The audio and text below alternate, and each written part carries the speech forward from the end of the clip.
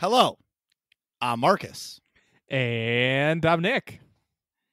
We are Working Class Nerds. Cue the intro.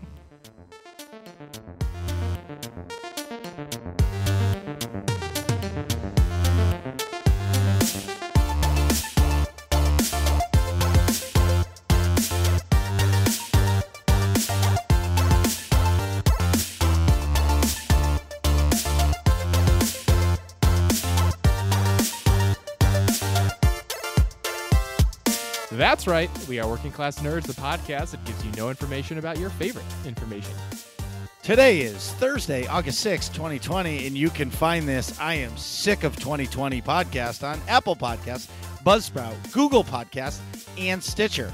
And now Spotify. That's right. Your favorite music streaming site, Spotify, also now has Working Class Nerds. What up?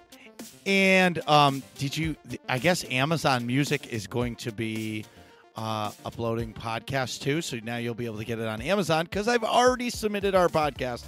So on launch day, we're going to be on Amazon Music. Perfect. You can come watch me on Twitch at twitch.tv/MarcusB814. You can also find the both of us on Twitter. I am at MarcusB814. And I am at Nick Vern. That's NickVern. In this week's episode, we're talking about SWTOR's most recent live stream and SWTOR's, that's Star Wars The Old Republic's Steam launch. So that's right, you can play Star Wars The Old Republic right now through your favorite PC gaming hub. And joining us in our excitement about this is our very own Sith Lord friend, Britt. So welcome back to the show. And what have you been up to, Britt? Thank you so much, guys. Just trying to hang in there and survive COVID the best we can, living here in New York City. I mean, if I'm being dramatic, then I can be like, oh, it's so horrible. It's okay. We're okay. We're doing all right. We can, still stop by and wave at our friends at a distance in the park, but we're hanging in there. So we've been surviving that. And then actually the other day, I got my custom lightsaber from Starforge. What? Whoa. Okay, we need all of the details. I've been window shopping at those for the longest time. I just can't bring myself to pull the trigger. I totally want one of those things right away. They're so beautiful, you guys. And really and truly, I have to say thank you to everyone that supports my stream, just because it feels like this is going to be really cheesy. So look out, mom moment for a second. But I really do mean it. It's this really beautiful, tangible expression of people supporting my stream and believing in what I do. And so like when I got it, I was like, okay, just like get it all out now. Cry the day before. Don't cry on stream. Because it just meant a lot to me to have this lightsaber growing up as a nerd. We used to like get a dowel from the Michael's craft store. Yeah, I was gonna say, or exactly paper towel rolls and stuff, and used to hit each other with that. Or like we thought we were so cool because we'd paint glow in the dark, paint on it. Those were our lightsabers. And I was always like, one day I'm going to have a real one. So to have not just any lightsaber, but a lightsaber I made a custom one. So I took a pre-made one they already had, and I made a couple of adjustments and that's sweet. Yeah, paint job to it as well. And I still have more that I'll do to it, but it's mine. Like that's mine. No one has one quite like it. It is Sith Lord Britt's lightsaber. So it's really beautiful, and I'm excited to add that into the cosplay that I'm currently working on. So thank you to my friends for that. I can't agree with you more. So I am very new to streaming versus you're a seasoned veteran. And I do agree that, just a follow means so much to me. And when somebody decides to subscribe, when somebody subscribes, it makes you like, wow, you just paid money to me to watch me play video games and be a goofball. And it like warms your body to know that somebody is willing to do that. And you can say it's only $5, but let me tell you, that means a lot. Yeah, and one's $5. Yeah. Right. And words can't describe how it makes me feel because I can't express how it feels except by saying thank you, of course. But I'm so excited. And after the stream, I always stop and go, oh my God, that was so generous of that person Mhm. to I do agree. that. You know what I mean?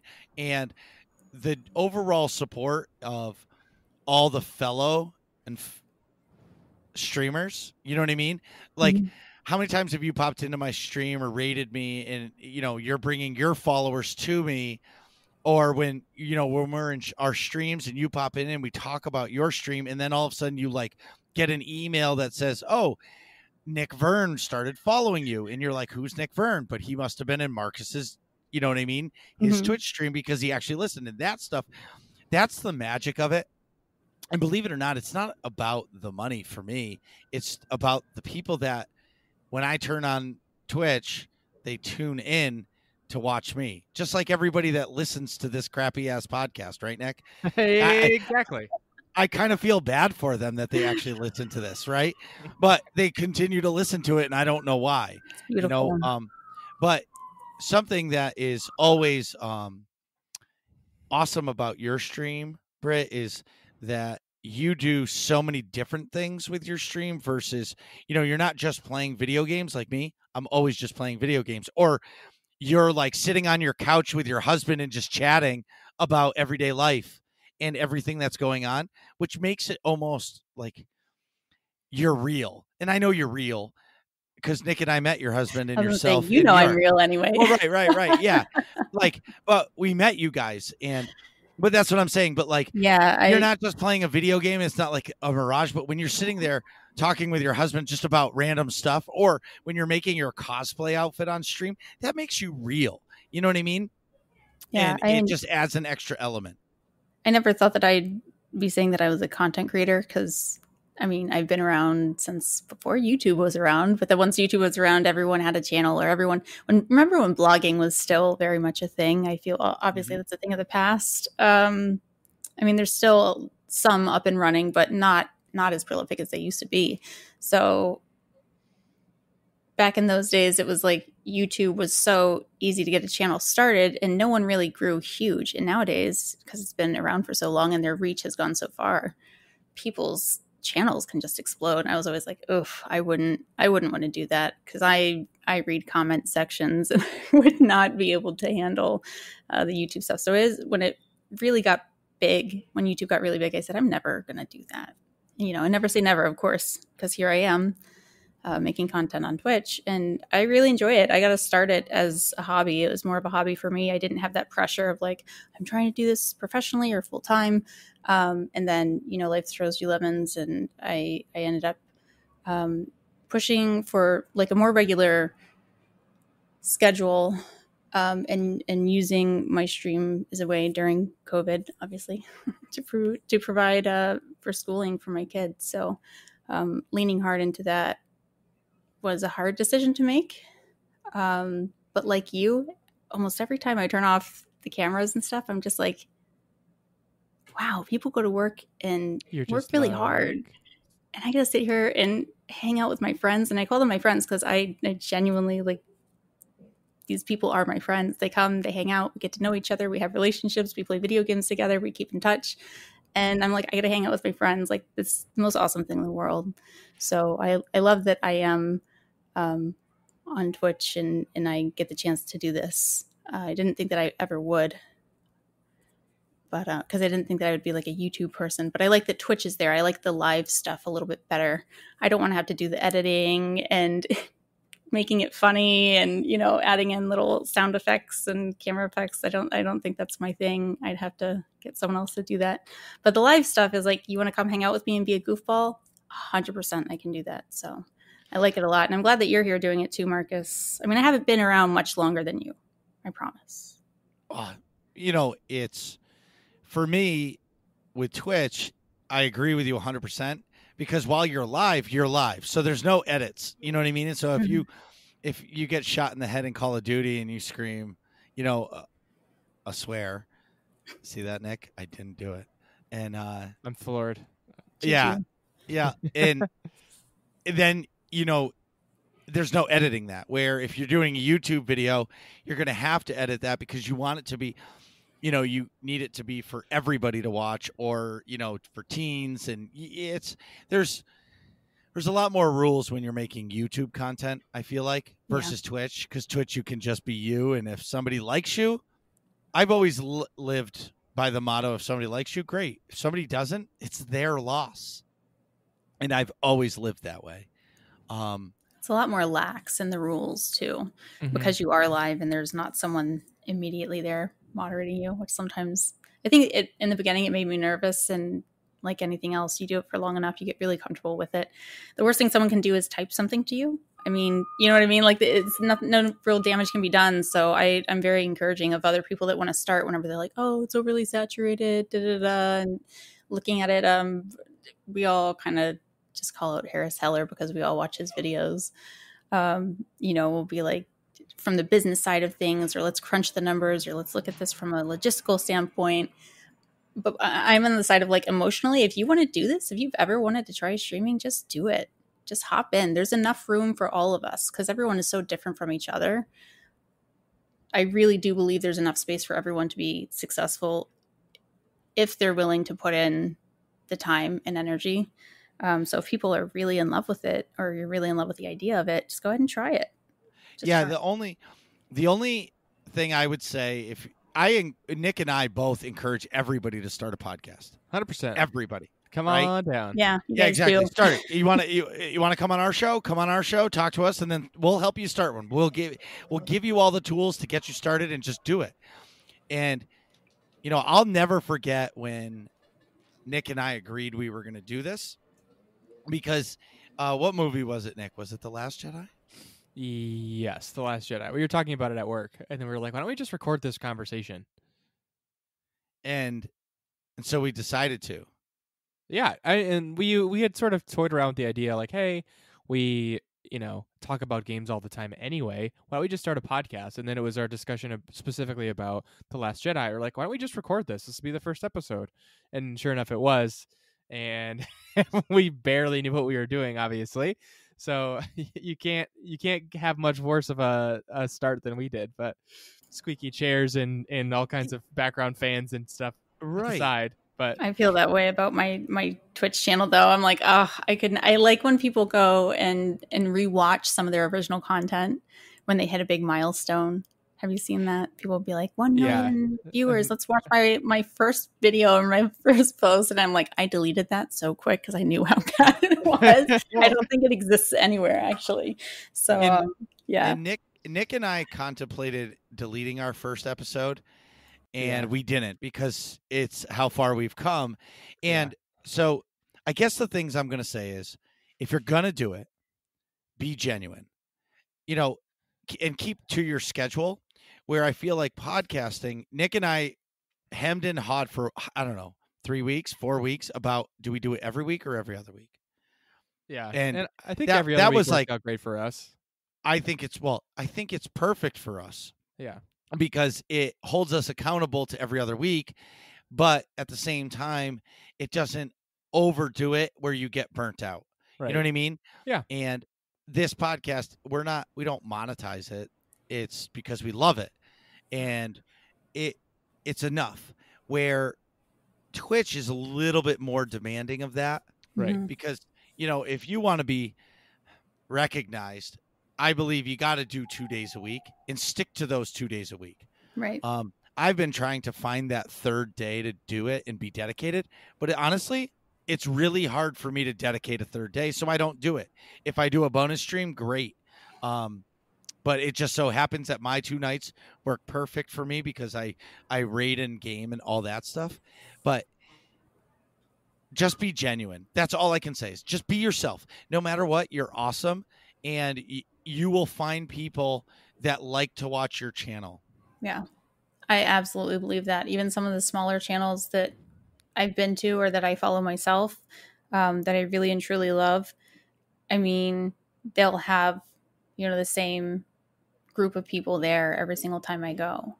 And they're completely dedicated. I've never seen them in any other channel, like just that one channel. So it's like, don't be discouraged or be like, oh, not a single I promise, if you're into a specific game or just the fact that you're into video gaming at all, there is a personality out there who would appreciate connecting with you or will feel some kind of, kinship between you in the game, and everyone's different, and that's what's so cool about it. And like you said, Marcus, if someone doesn't like me, it's like, that's okay, carry on. You will find a channel in here you like, I promise, because there's so many of them. Like, you're bound to find someone. So I promise there's lots of people out there who like what you like, who play what you play. And if they're not at least similar to you, at least complementary to you and your personality. So the scheduling thing for me, when I get a lot of DMs, how do I do it? How do I start? I kind of want to, I'm fiddling with the idea. And you said my number one thing was pick a schedule and stay on it. It's the people that will ghost their subs for 2 months, just send out a tweet, going on vacation, bye. It's like, that's understandable for like a week or so, but then they'll be gone for 6 months and come back and be like, how come I don't have viewership? Yeah. I really think people connect to that regularity in someone's schedule. Yeah. In a schedule. And like you said, just be yourself. It can go well for anyone. And for a lot of people. Something else that popped into my head is, something else I really, really, really enjoy? What? I really love rating channels that have of people that only have 2 viewers. Yeah. It does feel good, doesn't it? Like, because we were there. Literally every single streamer has been there. Like, we have had a point in time, and I had it too, where I was literally streaming to nobody. And I just remember talking out loud and being like, I'm just going to do what I normally do and just keep on being my weird self. And eventually, like, people come. You also have to be social, go, do all your social media stuff as well. But I mean, we all have streamed to an empty room. We've all done it, so we know what it feels like. And I remember what it felt like to get that first really big raid from someone and how good that felt. So I agree with you. It feels awesome just to be like, I see you. I see you're playing my game. I like you. I want to have all my friends come hang out with you for a second. Right. It feels good to know that you've passed that along to someone. Because like, even as a viewer, you don't just want to be left there. Like, I kind of don't like when people just shut it off. It's like, at least pass me off to someone else, whether it's someone you like or just a rando, someone playing the same game or a similar game or just the front page. But put these people somewhere. So I think that's great too when people do that for others. So Nick, what have you been doing this week? Other than this, wait. Other than the pool party he just left, everybody. Yeah, well, Nick was at a pool party today. Okay, so yeah, but the optics you just gave everybody is like me at like a packed Cancun pool with like 400. This is COVID people. Pool party, bro. You guys are swimming with masks on, okay? Yeah, cannonballs with masks. It was great. My mask is all waterlogged. No, so it was only 4 or 5 of us, and it was all employees of the emergency department who work together anyway. So we're all exposed to the same crap and each other anyway. So this was no different than us being at work. Anyways, I only stayed for a couple hours because I'm pretty tired. Which I'll get to why in 1 second. So first things first, I've been talking about PA school crap all the time, talking about how I'm applying. So I'm officially signed, sealed, and delivered, applied to 7 out of the 15 PA schools that I want to apply to, which is very exciting. So all those ones were the schools that had the August 1st and September 1st deadlines. So I'm super happy to just like actually be done with most of that. So the other 8 that I've got to apply to, it's just the supplemental essays for each individual school that I have to do. So, which is kind of a pain. Thank you. Good for you. That's awesome. It was a whole lot of work. It's a lot of work. Well, it's got to be stressful too. And I talk about this every time you talk about it because, like, essentially you're filling out a piece of paper, essentially. Yeah. And in that paper decides your fate. Right. Exactly. I have to like write this essay that's like supposed to. Way to make the pressure go up in the room there, Marcus. Oh my God. It does, got it, but it's just your entire future, Nick. Right. I mean, that's exactly it is. Though. Well, let's play the other side. But then you have somebody on the other side of that coin deciding your fate. It's not, you're going to do the best you can do, but it's at the end of the day, it's not up to you for you to win or not. Exactly. It's up to the person reading it to take the time to read it and actually fall in love with the personality of Nick and the people and all of the personality that we all like. You know what I mean? So how do you portray that? On paper. It's hard. Yeah, on paper. Yeah. It's really hard. That's why my favorite saying is, "I talk, I don't type." Right. So after that, I forget when I submitted those. I think it was sometime last week, but early last week, I think. So in the meantime, I was like, all right, you know what? Now I've got some time to like really enjoy myself. Let me play a game. I'm like, what game should I play? And I looked at my stack of games, and I'm like, wait a minute. I never finished the Outer Worlds. I like started it, and I don't know what happened, but I never went back to it. So I've been playing the crap out of it. I've been to 6 or 7 different planets now.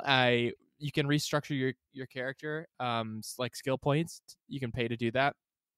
I think the first time is super cheap, and then every time after that, it's like more and more expensive. So I just recently restructured my character to have 100, like a skill level of 100 in persuasion. So I can basically talk my way into or out of anything, which is pretty awesome.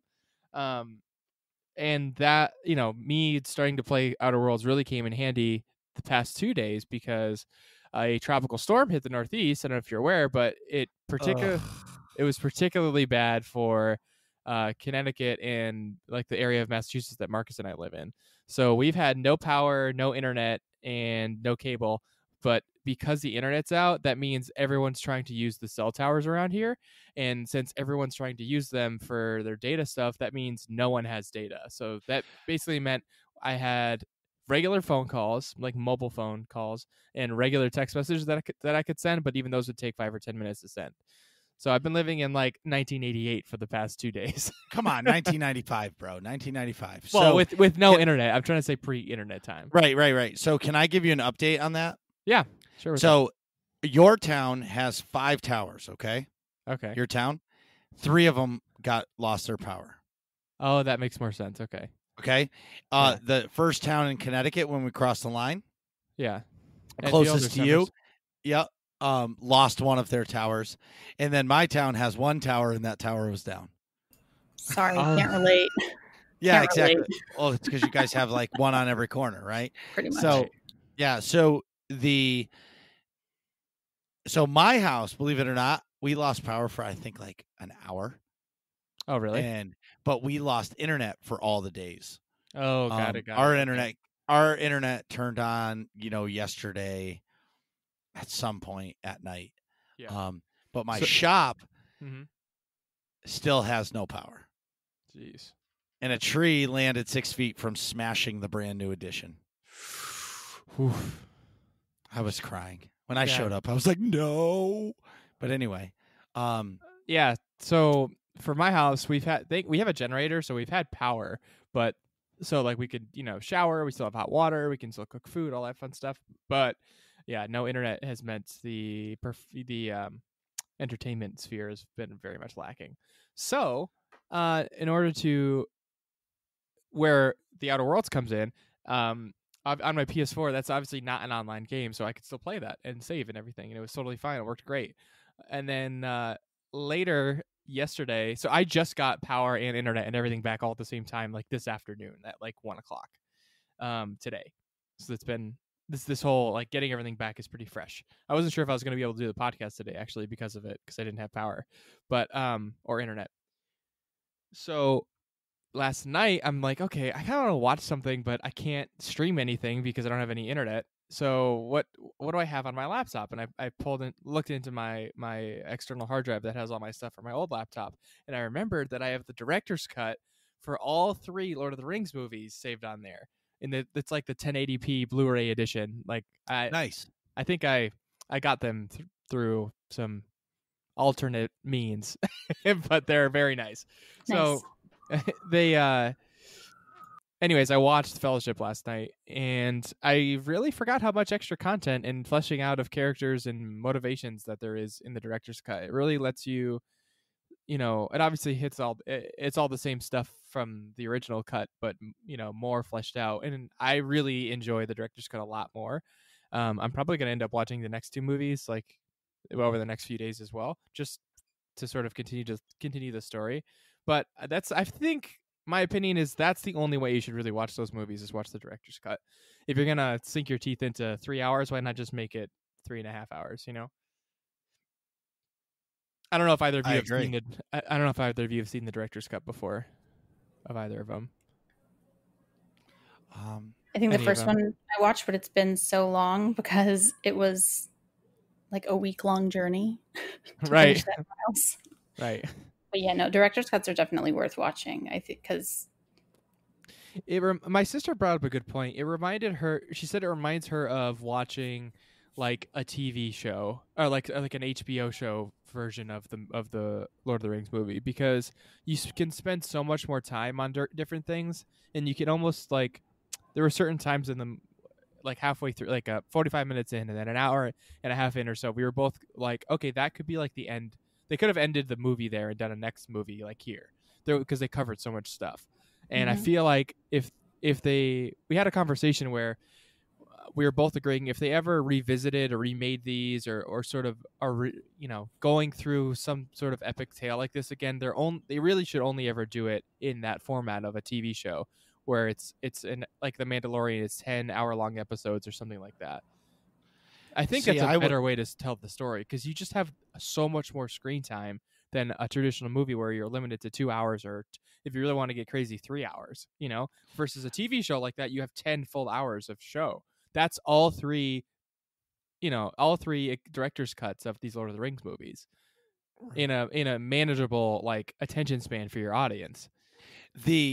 What I do like about what you said about the idea of a show, so take Fellowship of the Ring, right? Yeah. So you have the beginning, but there's so many characters in there, right? Yeah. But what about telling like an episode of what is the day before Frodo gets the ring? Yeah. Right? The day before. That could be the week prior to him getting the ring, could be an entire 2 episodes. Yeah, right? I mean, that basically is in this director's cut. It's like 40 minutes before he even at least a half hour of just like the hobbits and like what they do and what their culture's like, and then like how quirky Bilbo is, and then before he ever has the party and then Frodo gets the ring. I think it's at least a half. That's a whole episode. I think it's like a But half that's hour. so that's what I'm trying to say. Or what's Aragorn doing during beforehand? You know what I mean? Or during the time. What is happening during the time where the movie is focused on somebody else, and somebody has, Ghibli's doing something, he's sharpening his axe, or, whatever that may be. Right. But I'm just trying to say is like they could go into deep into the movies without ever breaking lore and even leaving that trilogy. Right. The other thing is doesn't Amazon, I know Amazon owns everything, but doesn't Amazon own the rights to be able to make a TV show for Lord of the Rings? I don't know, but I think you're onto something. Like, I think I remember hearing that they were going to make a TV show in that universe or something like that a while ago. Right. I know they're making a game. I know that they are making a Lord of the Rings MMO. Oh, really? Mm-hmm. And it's going to be like Shadow of Mordor and Shadow of War meets Lord of the Rings online. Yeah. Well, that's cool. I really enjoyed those Shadow of War and Shadow of Mordor. That series of games, the Middle Earth series of games. Those are awesome.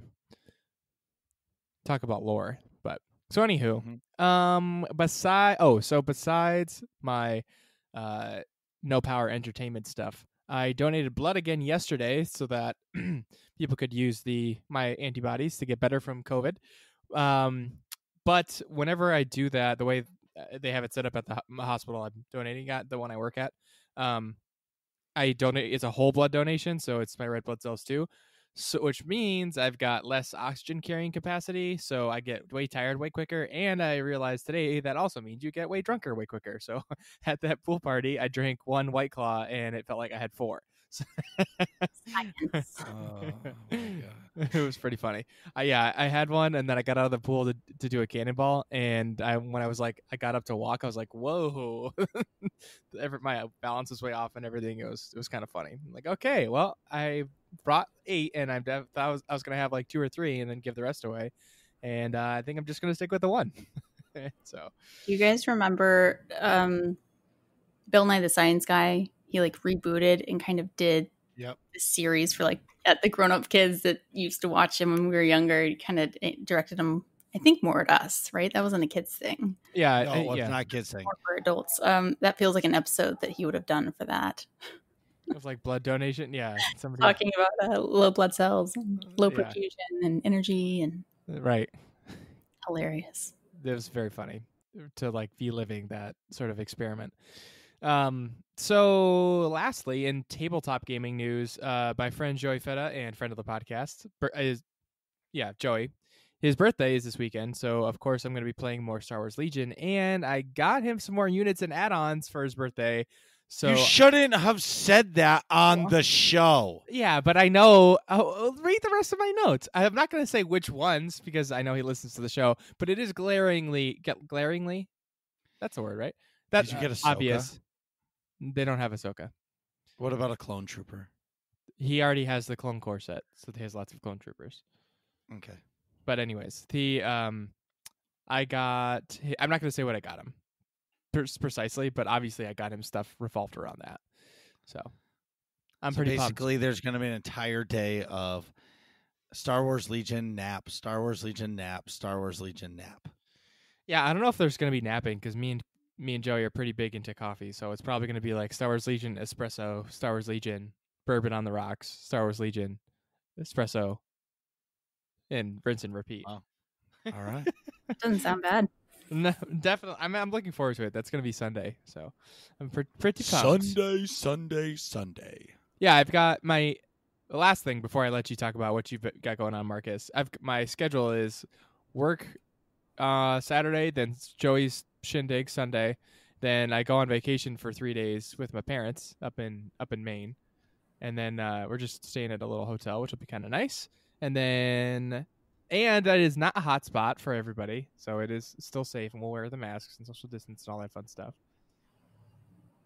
But anyways, and then so I've got like a nice little weekend planned, basically. I'm gonna go get some lobster. Yes, some lobster, a little bit of beach action if that's available. I'm not sure what their beach protocols are up there, but we just want to kind of get away a little bit, which will be nice. So Marcus, how's it going, and what have you been up to? I sat on the beach all week last week. It was fantastic. But going back to my Twitch opinions, I totally brought my desktop, one monitor, and my keyboard with me on vacation. That's nice. Because and this 25-foot long Ethernet cable, so I could stream, and I did, and it was fantastic. So I streamed a couple times, played a little bit of games. It was really nice. As everybody knows, I own my own business, so I get 1 week in the summer off a year, and that is it. So it's really awesome that I get a week with no work, and I get to hang out with my kids and my wife and the beach and just hang out. The beach is part of the family. Oh, my God, the beach is it's like perfect. But, I joke. So my kids, and I talk about them all the time, are 4 and 1.5. So when we're packing for the beach, everybody's like, Marcus, you only packed 2 chairs. I'm not going to get to sit down. What do you mean? I don't get to sit. And everybody just kind of laughs, and it ends up being true. So you don't even miss the chair because you're just running around the whole time. Yeah. So funny story is my son was cranky as shit, and he was being a little jerk. Because he needed a nap. So I put him in this, so there's these strollers, right? And this one has like mega giant tires, and it's supposedly a jogging stroller, I think they're calling it. Okay. Jogging. With a soft J. Yeah, it's a silent J. It's this new thing. Why is it why is the J soft? Is it for like not aggressive jogging? He doesn't know, does he? It's jogging, okay? I mean, like, are you yawning while jogging? I don't get the Y sound. Is it specifically Swedish or something, or like Norwegian?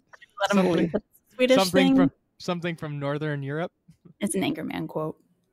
He knows that. I knew. Come on. He's just fucking with me back because it's what he does. Anyway, so I'm walking down the beach, right? Mind you, I've been walking for like an hour and 15 minutes and he wouldn't fall asleep.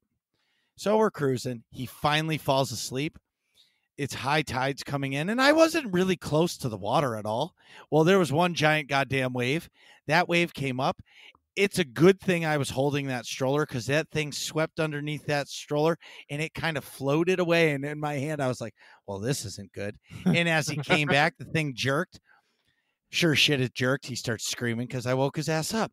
I'm like, oh my God. Lord help me. That's right? so funny. So No. It floated on the giant tires because of the giant wave for a Yes. second? Yes. That's So then, so the things you do, right? So he's got shorts on. He's got the sunscreen on, but we've been walking literally for an hour and a half.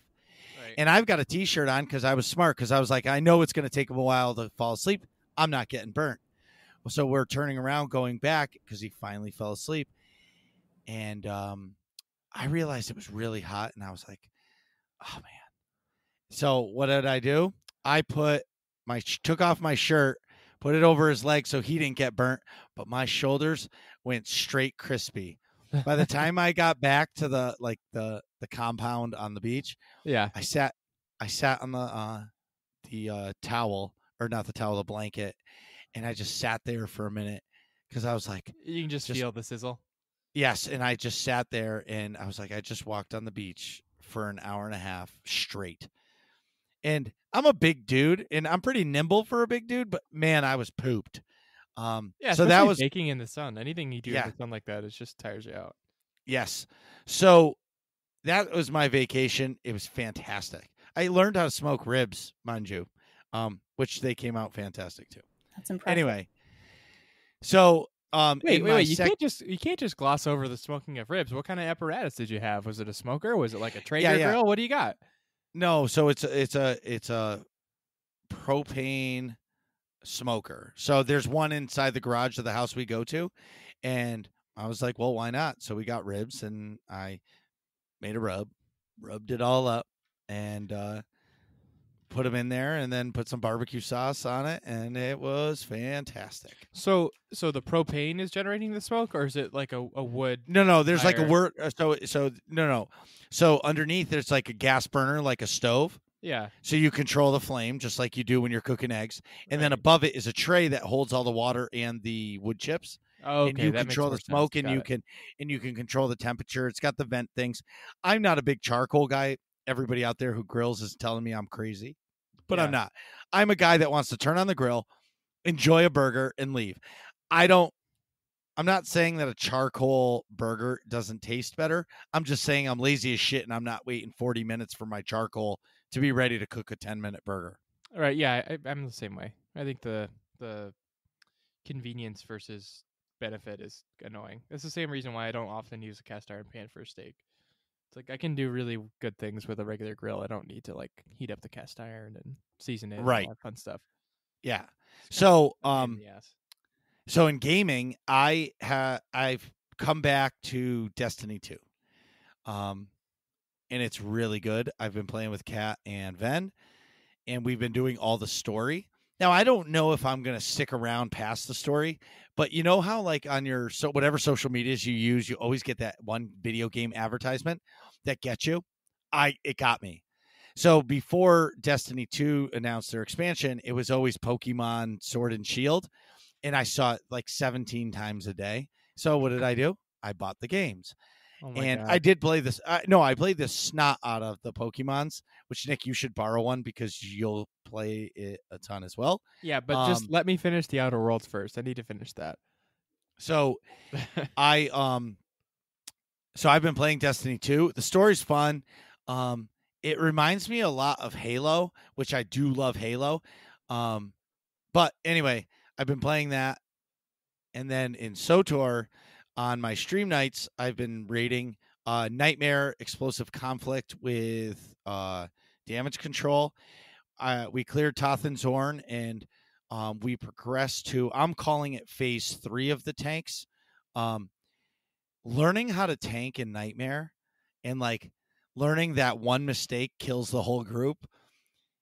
It's actually kind of funny because like there's in other modes, it's forgiving. Like you can make a mistake and live. In this mode, I make one mistake and I kill the whole group. It's kind of funny, but it stinks too because you're like super accountable. But yeah, that was fun. And then we in Death Star Troopers, we started our new prog of hard mode Gods from the Machine, and we cleared Tithe in 1 or 2 pulls. I'm not sure. And then this past Sunday, we almost got Avelia and Esne down, like almost, like so close. But those two took you quite a while in story mode when you were progging them, right? yes. So when it first came out, story mode was like a hard mode, and Right. hard mode was like a hard mare / nightmare. Yeah. And now they've toned it down to be like almost like a real hard mode. Mm-hmm. But it's like story mode is an actual story mode, and hard mode is kind of like what it was when it first came out. Anyway, the fight's awesome. We almost got it.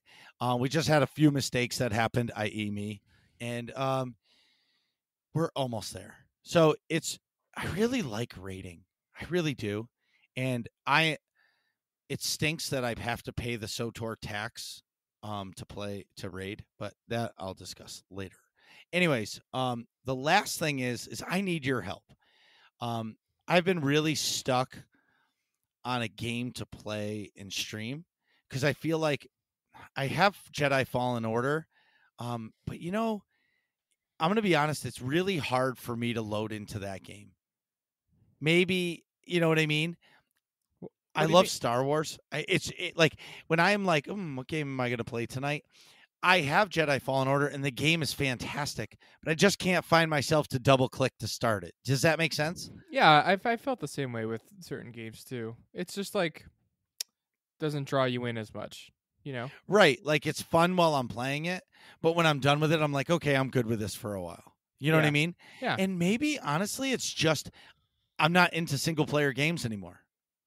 I think that could very well be it. I found that a few times while I was playing the Outer Worlds. I'm like feeling like I was missing something, and I realized it was the social aspect. Like I'm not playing with anybody else. It is cool to like go through this world, but I'm not sharing that experience with anybody, so that's not quite as fun as like I don't know, something else where you're with other people. Right. So lately I've tried the Division 2, Elder Scrolls Online, Lord of the Rings Online, World of Warcraft, Jedi Fallen Order. What else have I played?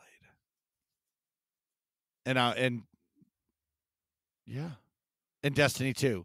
And I feel like, and is it just me, or is this a normal thing that you guys do? Like, I feel like, okay, I'm going to play Destiny 2 for a little while, and then I'm going to shelf it, and then I'm going to pick up something else. And is that because like I'm so dedicated to SWTOR that I don't allow myself to love another game? I don't know what it is, but it's always like my side game lasts for 2 weeks, or as we always say it, Nick, I play it twice and I put it down. Right. And maybe that's why I can't get into the single player games, because I don't invest my time into it. Right. Where like an MMO, I can play it. Like Elder Scrolls Online was a lot of fun, but I don't see myself playing that all the time. I know what you mean. I think you have to like be in a mind space to really commit to a single player game. Like for me, even the Outer Worlds is a good example. I like wasn't really ready to jump into it, so I didn't. And I like just dipped my toe, and I sort of mentally was thinking about all the ways that this was not Fallout. So, because that's the game that I compare it to. So, I guess it was just you have to be in the right frame of mind to like really sink your teeth into a single player game. I feel like you need to really be ready to commit to the whole thing and almost in one shot. Especially if it's. Right. I think if you take a break from playing it, like for example, if you play other games or something like that, it's almost like you're not going to come back to it, if that makes sense. Like for me, I've really enjoyed the Outer Worlds because like it's easy for me to play. Say I play at night and then I go to work or something all day the next day, and then when I get home I shower, eat whatever, and then go right back to playing it. So it's like almost my free time is whatever I'm going to be doing in my free time is just this. So because then it's fresh in my mind. Oh, I know I wanted to do this quest next, and then I wanted to work on this one right after so that I could do whatever, and it's just fresher in your mind. and it's easier to be immersed in this cool single player world that you're in, versus with an MMO or something, SWTOR for you, you already know all the the rating mechanics, the people you're going to be playing with, so it's much easier to like not that you ever take breaks from it really, because I know you're playing all the time, but it's easier for you to just hop in and out of that versus a single player game. The big thing with those is it's immersive, and if you take a long break from it, that's like trying to pick back up in a book that you haven't touched in 3 months. Right. You're not going to know what the heck is going on, and it's really hard to like start that back up again and have any kind of the same sort of feel and coolness to it. I do. How does it make you feel, Brett, on your second game or your third game? I think everything comes in phases, and it just depends on what kind of a mood you're in. And if a game ever starts to feel like a job for me, I'm done with that for a little while. Yeah. I mean, I've been into games for years that I've needed breaks from, or just little breaks here and there. I make sure to give myself breaks, even if I am enjoying a game, just to step away for a little bit, so you can miss it, But okay, so on the flip side of that, I do agree, but I feel like Twitch now, do you feel like Twitch holds you to that? So like, if your community is SWTOR, right, and you're a little burnt on it, do you feel like you have, an obligation to play that game for your community? No, I mean, I know they're going to give me crap for it, because every single time I open up Minecraft and they come in, they're like, wow, SWTOR's really lowered their graphics. I'm like, yeah, I haven't heard that one before. No, I'll tell them. I tell them exactly what's going on, and, and I get it. There's people that I watch that I watch them for a specific game. And if they're not playing that game, I just don't join them that night. I just drop in, say hey, lurk, or, go say hey to someone else. It's not a big deal. So I don't take it personally either, when my numbers change or my audience changes when I hop into Minecraft, and I just tell people like, look, I need a break. I've been on it every night, for the last 2 weeks. It's starting to feel like work, and it's a video game. It should not feel like work. So yeah, no, I have no problems with it. I know a lot of people do. Some people take it personally and want to guilt themselves, but you got to be true to yourself. If you're not enjoying it, I mean, video games are for entertainment. If you're not enjoying yourself, move along, or just a break. It doesn't have to be forever. It's not permanent. You can always pick a game back up. But sometimes I've done that where I'm like, oh, I know that I have to play this game, but I just don't feel like it. It's usually just because I didn't have a great interest in the game in the first place. Yeah. Yeah. How many times do we go into our Steam library and we're like, oh yeah, I bought that ages ago, and I still need to play it. I am not going there. I think Marcus's Steam library. I'd love to know the number of games that are in there. I'm not. What did you say? My monitor headphones just went out. I said, hello. Can you hear me? Hello. Oh no. Sorry. Yeah. All right. Yeah. Anyways, okay, fine. We don't have to go there. But it's It's over 200 games. But here's the thing. It's because the Steam sale is awful. Actually, I should rephrase that, okay? Here's the problem. Years ago, the Steam sale got me. It was like a trap. So it's a trap. Yep. I'm going to give a game. Call of Duty Black Ops 2, right? Okay. So when that game first came out, and I bought it at launch, that's a bad example. Say Dirt. The Dirt racing games I absolutely love. If it's a racing game and it's rally racing and it's the Dirt series, I love it, which there's a new one coming out in October. Mm-hmm. But anyway, what I'm saying is like I won't buy it at launch because I'm like, okay, I'm not spending $60 on it, but I will buy it on sale. The old Steam sales, it would be up there and it would say like 40% off or 30% off. And you're like, I know that's going to get better later on in the sale. I know it's going to be a better deal.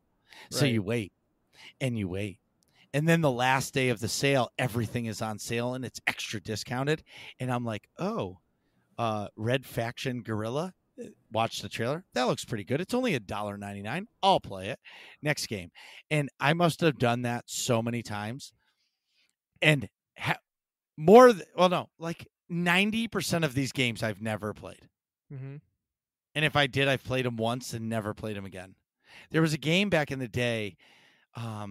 He walked around with a flashlight. It was a Xbox 360 series game. It was Amnesia. Nope. No, I would never play that. Alan Wake. That's Oh what it yeah, was. yeah, okay. And it was a super psychological game, and you didn't have a gun. All you had was a flashlight, and it was like semi creepy, but it was cool. And I really wanted to play it. I never finished it. I played like the first area. But yeah. Anyway, in SWTOR news, so game update 6.1.2.B.C.D.E.F.G was released this week. Basically, they released ranked season 13, but surprise, it didn't work. So they had to repatch the next day to actually release it. Okay. And then there's a bunch of different things that blah blah that came out. They're fixing some bugs.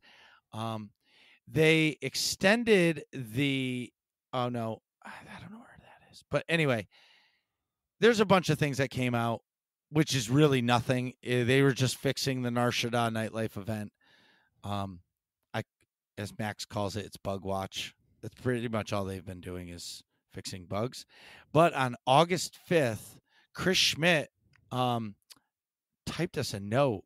Yes, he What did. It say, Nick? So Chris Schmidt posted, "Hi friends, I wanted to talk to you a bit today about conquests, specifically guild invasions and how they relate to the Swoop Gang Mayhem Conquest. When we created the new Swoop Gang Mayhem Conquest, we wanted to thematically mirror the planet's guilds. We wanted to thematically mirror the planet's guilds could invade with the planets that had tracks and content for the event. Dantooine, Tatooine, and Onderon. Unfortunately, this created a situation where there was an imbalance in the size of planets available to invade, pushing those guilds who coordinate their conquest activities around a small yield planet being available each week. So what we're doing about it, beginning in the next week, All Worlds Ultimate Swoop Rally event on September 22nd, there will be a small yield planet in addition to large and medium available every time the event returns. In the longer term, we are exploring decoupling planets from the large, medium/small yield rewards to add some variety to each invasion week, meaning a planet now categorized as small yield could show up as a large yield planet and vice versa. We'll talk more details later as we have them, but for now, to recap, every Conquest week will feature at least one large, medium, and small yield planet to evade going forward. The Swoop Gang Mayhem Conquest will be updated to reflect this for all future occurrences. In longer term, we're exploring more variety in which planets you can invade and what size they are in. What size tier they are in. He also says we can appreciate your continued feedback and let us know what you think. Sincerely, Chris, the design director for BioWare. So, and they extended the Nar Shaddaa nightlife event. I forgot to say this. Mm-hmm. It was scheduled to be over sometime early August, but the slot machines were broken. Go figure, casinos breaking slot machines. So it was rigged not in your favor. So they've extended the nightlife event to last until August 25th. I have not spent one credit on it. But I'm not really a big gambler anyway, personally. The reward, yeah, but the companions and the Rancor mount are pretty sweet. So yeah, it's worth it. And there's some decos in there. So there's somebody that's on our podcast that holds stronghold contests, and my strongholds are full of chairs. So I've actually started to get more decos, and I'm actually going to decorate one, but don't tell her. And then we'll invite her to the stronghold, and it won't be chairs. Perfect. But then she'll just judge it even more and say, that's in the wrong place. Yeah. Gee, I wonder who we could be referring to. I don't know. I don't know, guys. I just got back from a little snack break. What's going on? So, needless to say, we'll talk more about BioWare in a few minutes. So in guild news, we've been busy with Summer of Love. Basically, I say this every episode during this wonderful month. So every year we celebrate Summer of Love. It's once a week, and it's surrounded by our main guild's big holiday. We call it Remembrance Day, which is August 2nd. Remembrance Day is a day that we take and we remember all of the guildies and friends or family who have become one with the Force and that are no longer with us.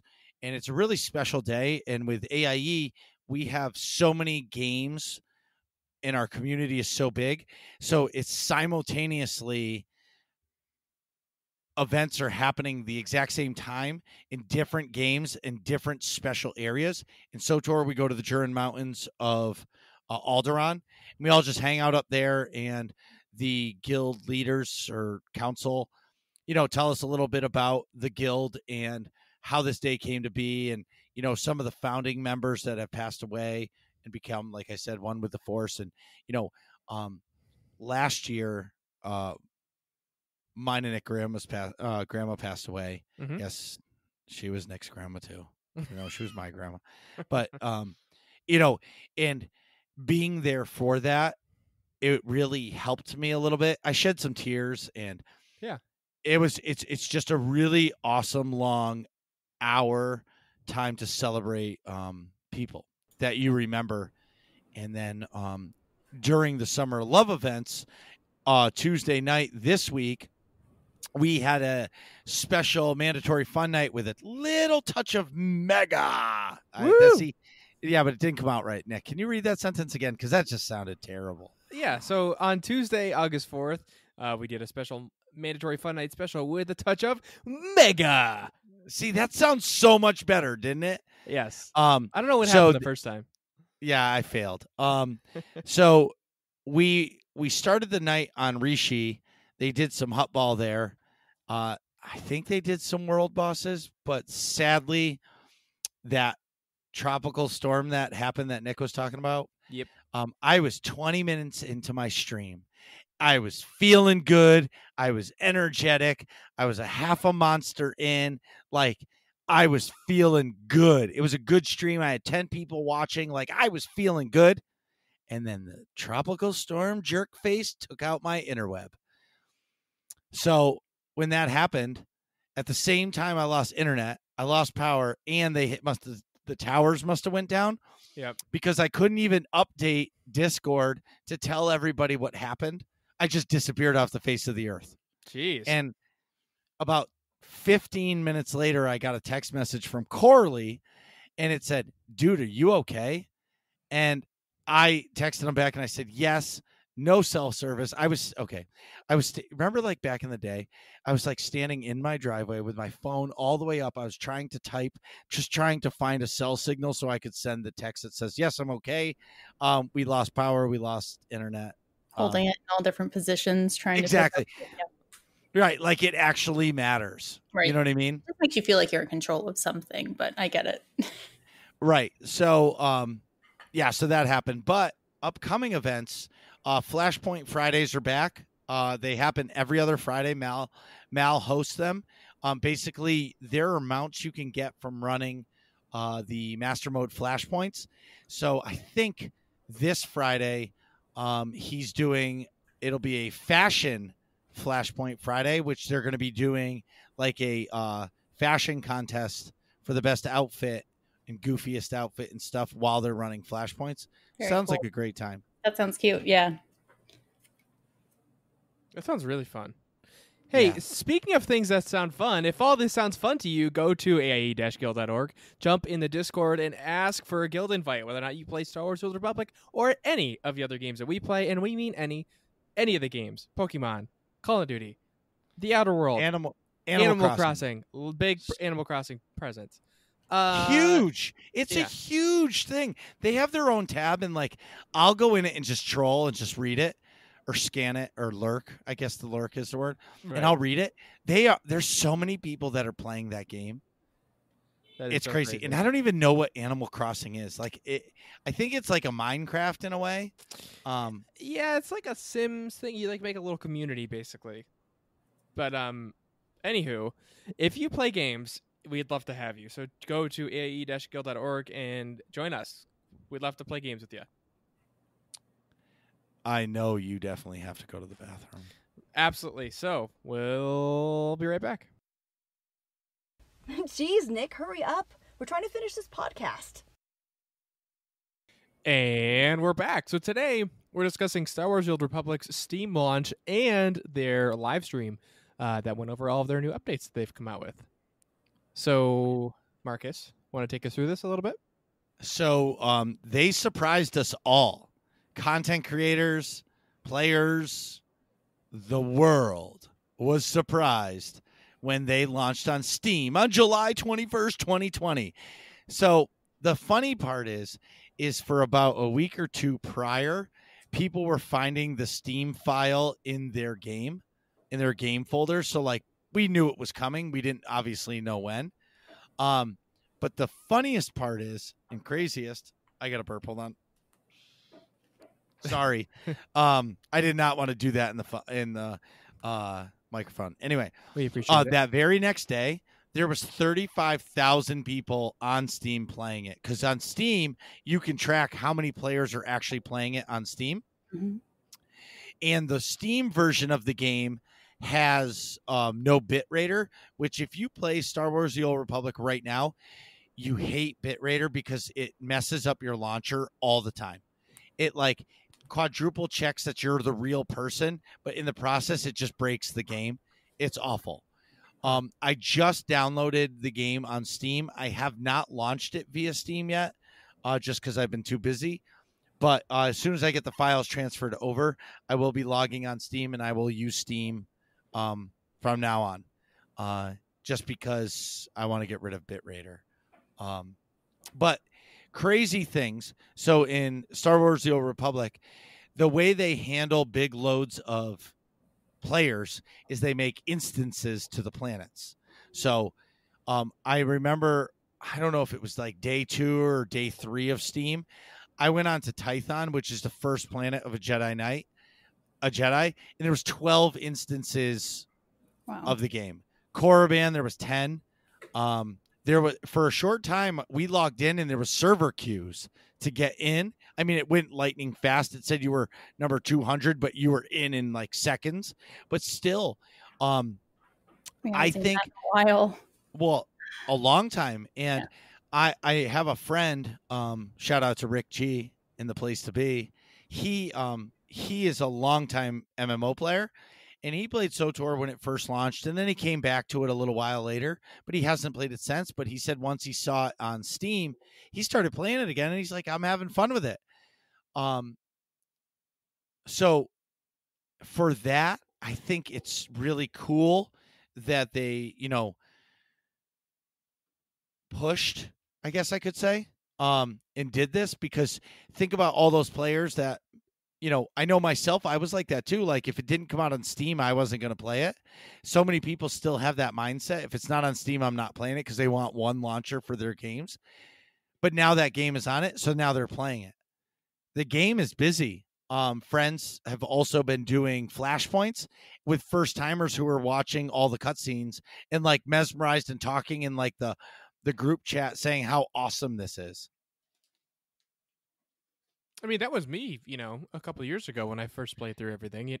Same deal, just mesmerized about all the cool story things that happen. Right. I think it's cool, man. I'm hoping that we can get together and hopefully make, I want to make a like a tips and tricks episode for new players. That's a good idea. Yeah, for sure. Because when you first started playing, Nick, you were lost, and like I walked you through. And as you started to play, you probably found your own tips or tricks that you did that made your experience better for when you played. And I have plenty of those. It's just one of those things. What about you, Britt? What do you think of the Steam launch? It's brought a huge pop of people into Twitch, that's for sure. It's to the point where I had to actually get off my butt and make a couple of commands of exclamation point, new player, exclamation point, which class to play. I was like, sorry, Sure. guys, I have the same answer for you. I've just basically been redirecting everyone to, all the other content creators. Switchers is the Academy. I personally think is the best set of videos that's done for new players. So if you go to switchers.com/the Academy, she links you to her YouTube playlist for absolutely everything you need from the ground up.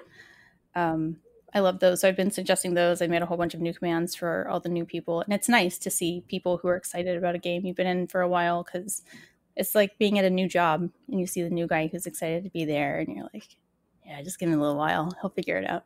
I'm just kidding. I love my game. Not going to act like I don't. But, like you say, in anything long enough, you're going to find, the cracks that are in there. Sure. We love it in spite of it. So it's nice to see people coming in, fresh faces that are very excited to play, learning everything. And you really start to realize how much content is in the game and how much there is to learn if you are a brand new player. Once you start getting those questions, you're like, oh, they don't know how to find this or track this on the map, or, what are heroics? It's just like, wow. You realize how intensive the game really is. It's nice to see. It's making me happy. Right. I'm excited for it because, you want new players to come in, right? You want people to be excited. You know what I mean? So for me now, I think it's awesome that they did it. It just opens up the door for so many new people, and it's exciting to see and hear that question of what's the best class to play, right?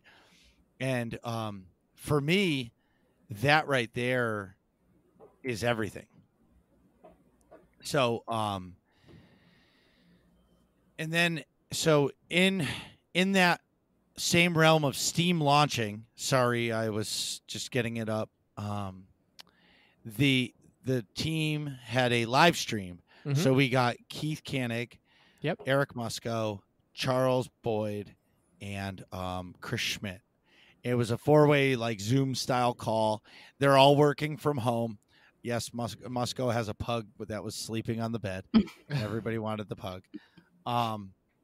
So they kind of gave us, it was a 30-minute stream, basically saying, hey guys, we are alive, because we all were curious if they were actually alive and well. And they gave us an update to what is coming for 2020. So I'm just going to do a quick overview. If you guys want to jump in, please do. Or if Nick, you want to read it. Yeah. At the 6.1.2D, sure. We'll kick off. So it says we're going to start showing the rewards at the beginning of the season.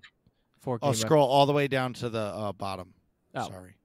I added something. Aha. I will highlight. Sorry. Unprepared podcast. This is why I say it's terrible. I don't know what you're referring to. I just made it red.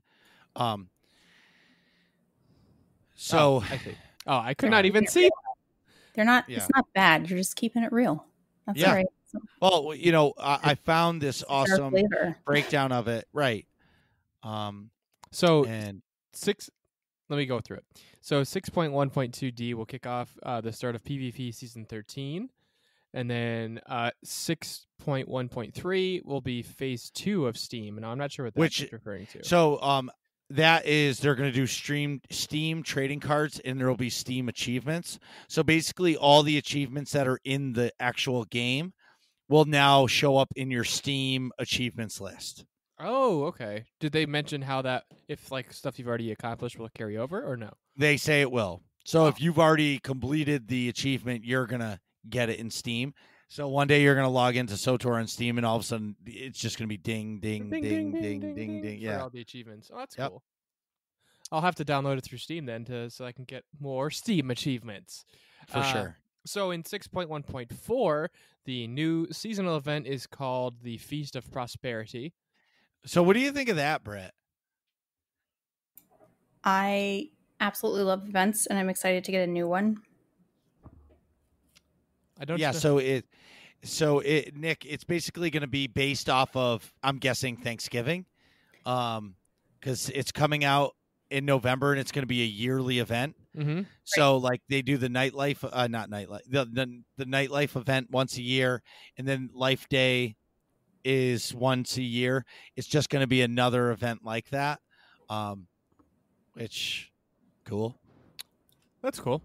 I want to I say like- that Charles said, which by the way, you forgot. Charles Boyd was there, but you also forgot Charles Boyd's hair was there. Oh yeah, he looks like Gandalf. It's amazing. I saw someone in chat say something like, "You need to cut your hair," and I was like, "Shut that kid up!" Immediately.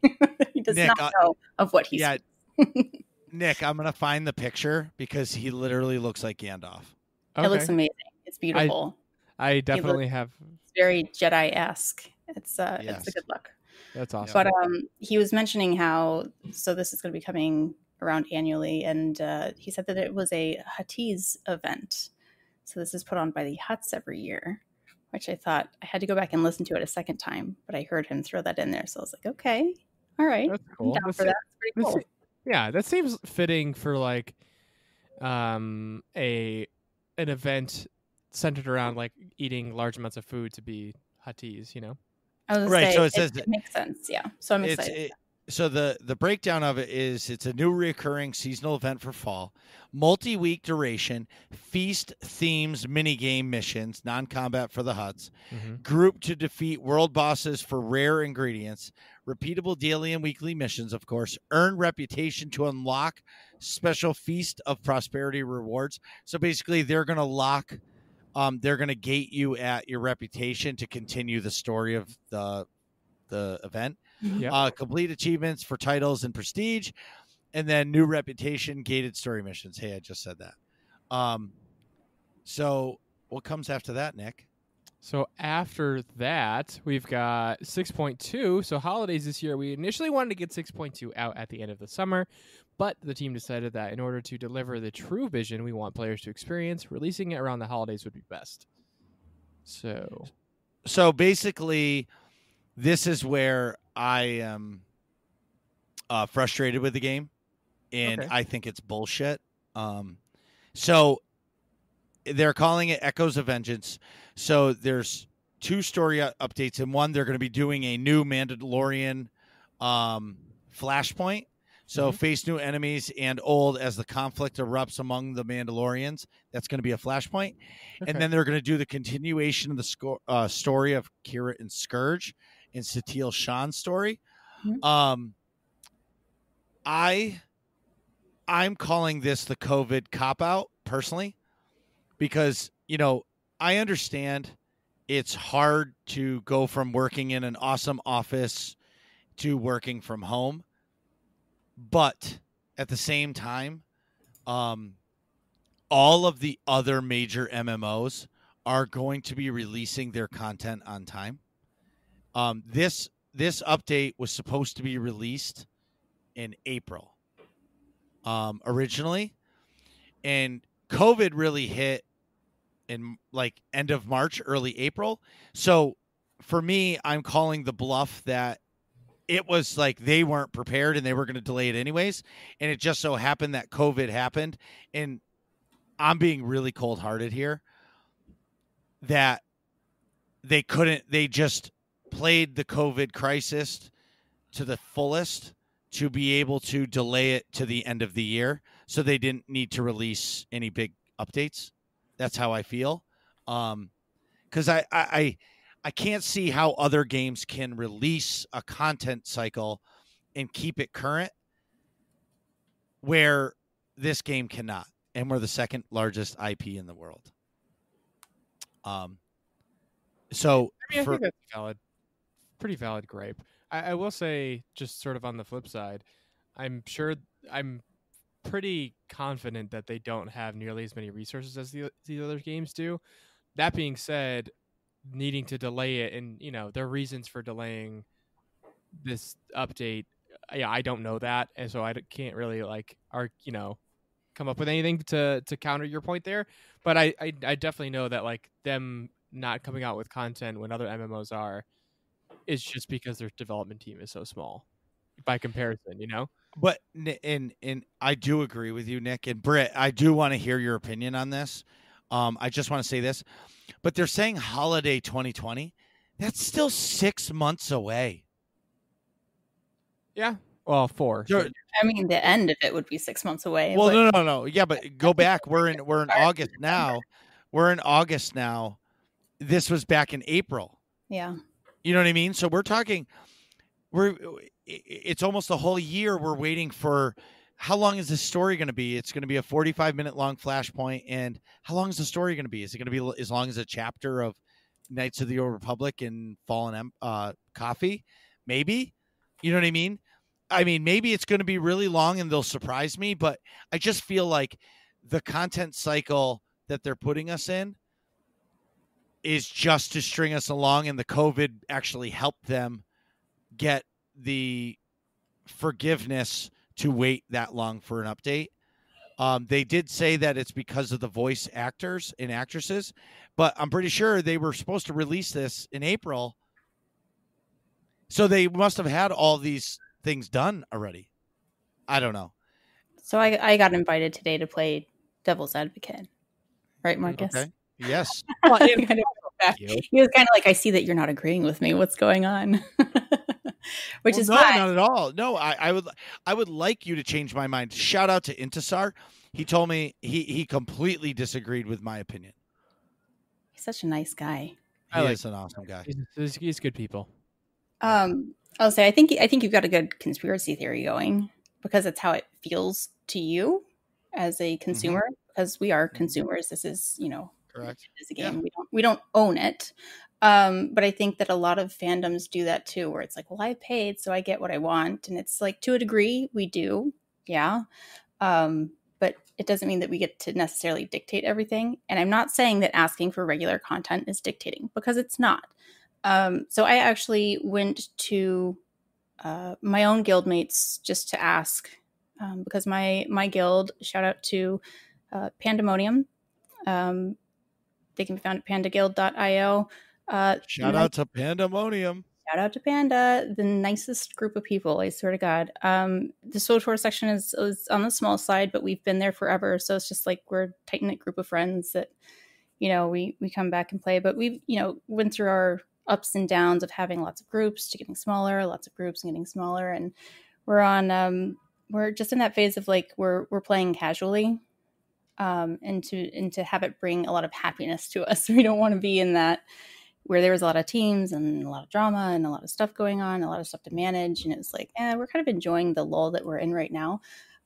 But the other chapters, which, by the way, guys, if anyone's interested, Pandemonium has chapters in WoW, Final Fantasy, as well as Star Wars: The Old Republic. I hopped into the other chats and was just like, hey, guys, would you mind coming over and talk to me for a couple minutes? And I was kind of, I'm not going to lie, like half of me was surprised that anyone showed up at all. But the people who showed up, there's tons of people showed up and just were like, yeah, absolutely. Let's talk about it. Let's figure out what's going on. Because when I watched the 30-minute, stream, I almost said Steam. Anyone else doing that? The 30-minute stream that SWTOR put out, that I just kind of felt like a lot of people kept on bringing up WoW and using WoW as the example of, they're always getting content. They get content more regularly, and kind of playing this, the grass is always greener on the other side. So I went in there and I asked them, I said, hey guys, how do you feel about, if you guys have a complaint, if you guys don't like the game, if you guys are worried about content, like not including all of this COVID stuff, because I know everyone is reacting differently to it. Right. There has to be a grace period in here for them, because they're humans too on the other end making this video game. But I also don't want to like make excuses either. I don't know how the video game industry works necessarily. I have to ask so many questions, because, like Nick, I'm a medical person. That's the field that I know.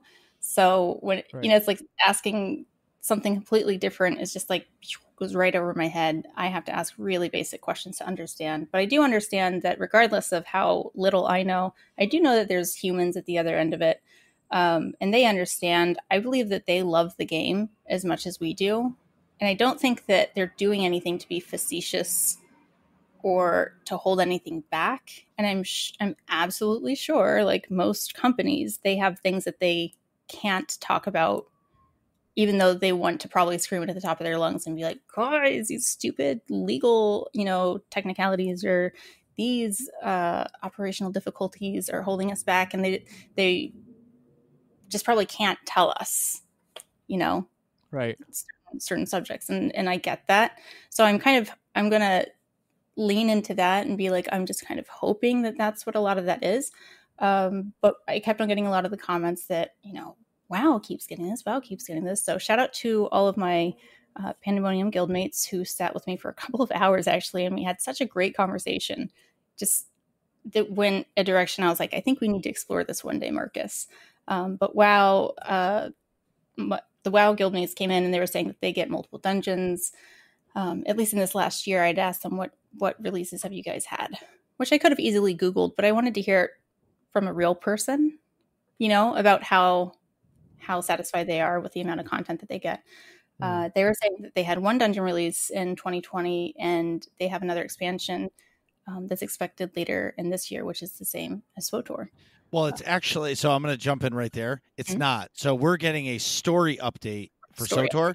Right. But yeah, by Blizzard for World of Warcraft is doing an entire expansion. Right. New gearing system, new story, new faction items, whatever they do, new planets or new areas of the map, whatever it is. It's a total full expansion. Right. And they're bringing all of the content in World of Warcraft is being brought from 120. So max level is 120. Mm-hmm. They're bringing it to level 50 to make it more appealing to more people to start playing the game. Because I know when I tried WoW, and I've tried it a couple times, it's really hard for me to continue to play that game because I feel like I'm level 10 and I have 110 levels to go. Yeah. Now you do your entry starter planet, and then you pick the expansion you want to go to get to max level. So if you want to be a panda and go to Panda World, you do the Panda World expansion, and now you're max level, and now you can raid in that game where they release raids every 3 months and updates like they were saying. But keep going. I'm sorry. It's okay. No, I'm around the same time of year. I did word that improperly. WoW is more regimented with their roadmaps. And we don't have that in Star Wars, where they're like, hey, we have a promise to you that every 3 or 4 months, not even like they have, actually, I want to say it's Final Fantasy has a 4-month cycle content release that they have. It's essentially like a promise that it will come out every 4 months. Like we don't have that. It's kind of just, we'll keep you updated. Which I get, because if you set something in stone like that, it puts that accountability on you, and they don't have the team to do that yet. The Final Fantasy, but Final Fantasy, like I said, is crazy. They're crazy. The amount of content that Final Fantasy 14 comes out with, I don't understand it. They have so much. Much. From what I understand. I have not played it, but again, guys, this was me asking my guildmates. It's so I have, and I can tell you about it. It's pretty for the art style. Yep. It's fun. If you like story and questing, that game is for you, because the first 100 quests are go pick up berries, go bring them back, go do this, go do that. The hardest part for Final Fantasy 14 is they gate the story. So when you finally get to your first dungeon, it's gated as group content. So sometimes you may queue for that, and you may sit there waiting for 20 minutes to be able to run it in that entry area when you're low level, where that's where SWTOR gets it right, because they let you do it as a solo player to help it move forward. Mm-hmm. And they don't gate you behind group content where Final Fantasy does. But if you get through all of the Final Fantasy content, the content cycle keeps you busy year round. They do get a lot more and more often, because they are promised that 4-month cycle apparently in 14. They had one major expansion last year, and they're getting another storyline expansion in about a week, I think they said. Yep. But two things. So this is what I kind of realized was in my mind. I kind of put these on a little chart and a little check mark next to each one as they were listing all the things and answering questions that I was like, they are all MMOs, but they are all a little bit unique in their own ways. So with WoW, I was finding that or I'm sorry, with both WoW and Final Fantasy, that they all have these seasonal activities already established. I mean, every single one of them that came into chat with me was like, every holiday we have New Year's, we have Easter, we have an Oktoberfest, we have a plague event in WoW, just as you guys do in SWTOR. Same thing in Final Fantasy. They're like, every holiday or every month, every other month, we have some kind of a seasonal event, which I'm like, we kind of have. So it's like we have that similarity that we have events, but we have these recurring events, and they have them more as an annual event. So they recognize like the seasons and, you know, the holidays that we celebrate as people, kind of in game, where we don't really have that. So it's almost like SWTOR with this release of the Oktoberfest style Thanksgiving Huttese event. We're kind of like catching up to the other games with that. So we don't necessarily have that. Like, yes, we don't have New Year's. We have just the holidays, right? We have Life Day, which is the end of the year. So it seems that the other games already have that well established. And of course, they're much larger in population than we are. They're much larger MMOs that have been around for much longer, but we're catching up in that sense. So with WoW, they were saying that, you know, we have all of that. And mind you, a lot of these people used to be in the SWTOR chapter, and they kind of would scoot over to the other MMOs together. So they remember a lot from our game as well. And I gave them the basic updates, but they were saying that WoW is a lot more regimented with their map as well. Whereas, again, we're not regimented. We were talking about how only recently, I want to say that Eric Musco came out and said that the numbering of the systems, right, when they did certain updates, how they would be numbered, that was recent. We haven't been as stringent on that, you know, that we have to have things labeled and systematic. We only got that numbering system recently. Well, and so to defend BioWare, you know, when it first came out, people wanted it to be the WoW killer, but WoW had 6 years on SWTOR to fix the bugs and figure it out. So I understand all that, but I guess what I'm saying is you said it. Final Fantasy 14 is getting their story update in a week or so during the COVID crisis. They're launching 1 month late. You know what I mean? WoW is getting their full expansion at the end of the year. There's no going around that. They are making their holiday release. We're waiting. You know, it's almost like we're on an 18-month expansion cycle in SWTOR or more. And at what point is that, like, is it worth it to stay sub to a game? Right. Is it worth it to continue to pay for a game that doesn't release content? I'm gated by the sub. I call it the sub tax because I do operations. So in order to do operations, I have to pay a sub. If you do PvP, you have to pay a sub. Other than that, if you pay a sub, you're just paying to have credits in your wallet or to support BioWare, which I'm completely all for supporting BioWare. BioWare does not pay my sub. I do, but I pay it because I still do operations. I could stop doing operations and stop subbing and be able to do all the story in the world I want. So that's fair. I think that's fair to say that you guys have been given the same amount of time and the same resources. You were all hit by the same pandemic. How come these other companies have had are merely delayed, whereas we are like, oh, that's going to come out in a totally different season. Like, that's fair. And I hear you. I'm not trying to, again, like defending that because I can't, because I don't have all the information. How could I possibly be like, oh yeah, no, me neither. Nobody, and nobody really does. And of course, they can't release everything to us. But that's fair to say. Everyone else is given the same amount of time, but also that yes, WoW and Final Fantasy are much older and more well established than. I think Final Fantasy 14 came out after Star Wars: The Old Republic. Did it? It has a larger population. Well, of course it does. Well, content drives players. Yeah. Right? And if you're not coming out with enough content, you're not going to retain players because not everybody is me that loves Star Wars so much and that is invested in it. You know what I mean? Yeah. And I'm going to ask you guys an opinion because both of you have played multiple BioWare games, I'm pretty sure. Yep. So BioWare thrives on voice acting and dialogue choice trees and stuff. Dialogue choice trees. Yeah. If they said, guys and girls, we want you guys to have this content, but it's not going to be voice acted, but we're going to release it because we want you to have this content so we can start working on the next thing. Right? Yeah. Would you No. would you guys accept that storyline that it's you read the text like they do in some of the cutscenes No.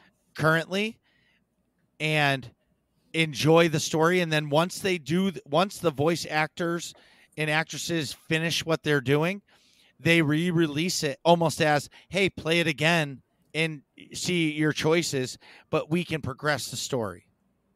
That almost sounds like, and this, I don't want to be insensitive to anyone here, but it almost sounds like someone with an addiction or with a problem. Like, look, I know that this is half-assed, but I'm going to give it to you because you can't possibly wait another moment because it's killing you. And I don't have a problem with waiting. If it's going to be given to me half-baked, like I don't want to say like I don't want it, but I'd rather wait. I was not the kid that shook my Christmas gifts before Christmas Eve. I wanted to. You're my hero then. I shook the shit. Terrible in every other way, but I definitely did not shake those Christmas gifts. I would much rather wait because that's the whole bit of it. I mean, it's an art. I believe that making a video game is an art.